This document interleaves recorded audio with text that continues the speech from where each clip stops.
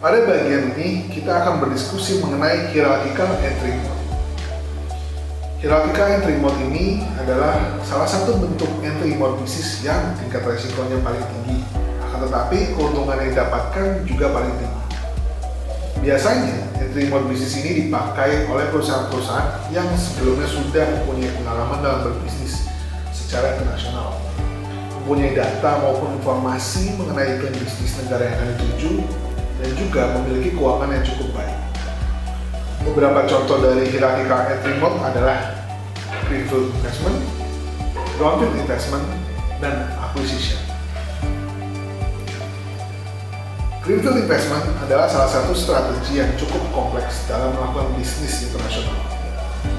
Investasi ini biasanya dimulai dengan membeli lahan dan membuat fasilitas di negara tersebut. Fasilitas yang biasanya paling sering dibangun adalah fasilitas produksi. Pembangunan fasilitas tersebut biasanya memakan biaya tidak sedikit. Ditambah juga dengan adanya resiko-resiko yang berada dari luar perusahaan seperti kondisi ekonomi, politik, budaya, dan lain-lain. Akan tetapi, dengan membangun fasilitas baru tersebut, perusahaan biasanya akan mendapatkan akses ke tenaga kerja yang lebih murah daripada negara asal.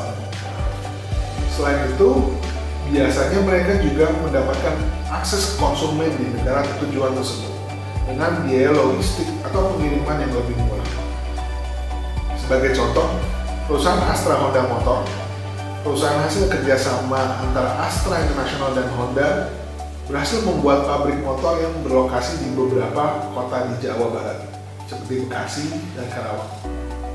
Contoh lainnya adalah pembangunan pabrik Toyota di Meksiko pada tahun 2015. Brownfield investment juga merupakan salah satu strategi entry mode yang banyak dilakukan. Namanya juga hampir mirip dengan greenfield investment. Jika diibaratkan, greenfield berarti lahan baru yang masih hijau. Sedangkan brownfield merupakan lahan yang sudah berwarna coklat yang pernah dipakai sebelumnya. Brownfield investment juga merupakan salah satu strategi entry mode yang banyak dilakukan. Namanya juga hampir mirip dengan greenfield investment. Jika diibaratkan, greenfield berarti lahan baru yang masih hijau. Sedangkan brownfield merupakan lahan yang sudah berwarna coklat yang sudah pernah dipakai sebelumnya.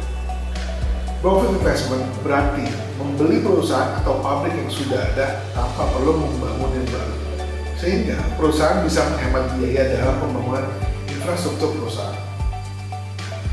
Beberapa hal yang perlu diperhatikan dalam brownfield investment adalah lokasi tempat perusahaan tersebut tidak bisa berubah, dan mungkin ada beberapa fasilitas yang perlu diperbaiki atau diganti. Salah satu contoh dari brownfield investment adalah pembelian bisnis perusahaan Jaguar Land Rover di Inggris pada tahun 2008 oleh Tata Motor, perusahaan mobil dan motor terbesar di India. Melalui pembelian tersebut, Tata Motor mendapatkan hak kekayaan intelektual dan manufaktur produk Land Rover di Inggris. Yang berikutnya adalah acquisition. Secara definisi, akuisisi tidak berbeda jauh dengan brownfield investment. Akuisisi adalah transaksi yang melibatkan salah satu pihak membeli sebagian atau seluruh kepemilikan perusahaan lainnya. Yang membedakan adalah biasanya akuisisi tidak hanya untuk masuk ke market yang baru, tetapi bisa juga untuk mendapatkan teknologi baru, menuai kompetisi, ataupun meningkatkan efisiensi perusahaan. Ada 4 tipe akuisisi, yaitu vertikal, horizontal, konglomerat, dan conglomerate.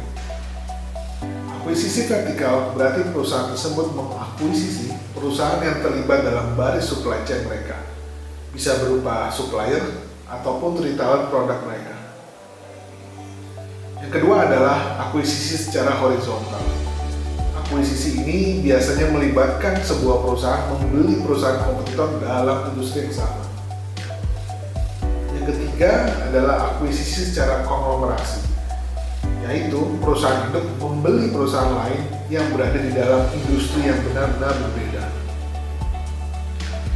Yang terakhir adalah akuisisi secara conglomerate, yaitu perusahaan membeli perusahaan lain yang berada di dalam industri yang sama tetapi tidak menawarkan produk yang serupa sehingga bisa menghasilkan inovasi baru. Salah satu contoh yang besar adalah Perusahaan perbankan Citicorp bergabung dengan perusahaan jasa finansial Traveler Group pada tahun 1998 yang sekarang dikenal sebagai Citigroup.